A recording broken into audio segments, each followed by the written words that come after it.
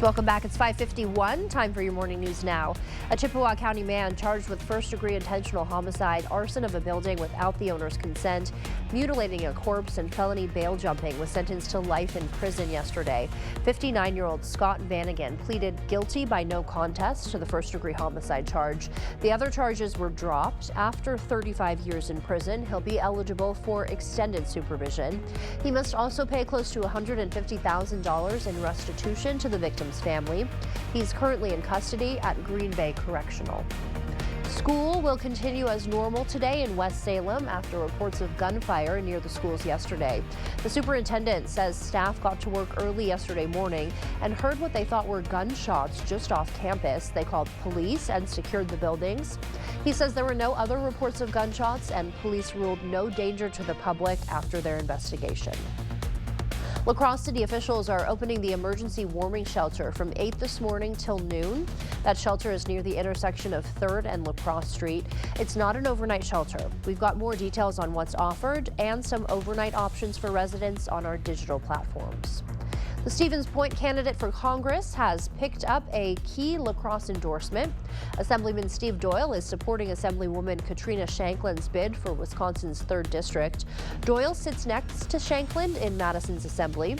In a statement that Shanklin's campaign posted, Doyle said she delivers results, is tough, focused, and tireless. Doyle previously endorsed La Crosse native Tara Johnson, but she dropped out last week.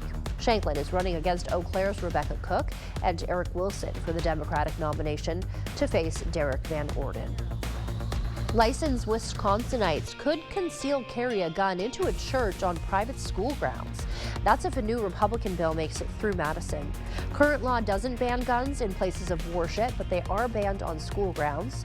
This bill would allow a gun into the school's place of worship as long as there are no classes going on at the time or when the space is used for a special event.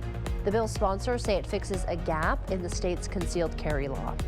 This hole in our current law has made religious places vulnerable targets at a time when religious hate crimes are on the rise. The people have a right to be able to protect themselves, and the governing body, it's an opt-in, has to approve this and say that it is okay. They also have the right to say no.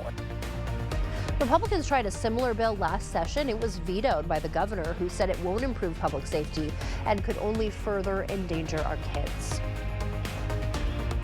Still wind chill advisory conditions. It's going to feel like 10, 15 below. Some spots a little colder than that as we get rolling here. By 9 o'clock, decent amount of sunshine, 0. On our way, we may see some low teens today with a west breeze, 10 miles an hour, adding that chill.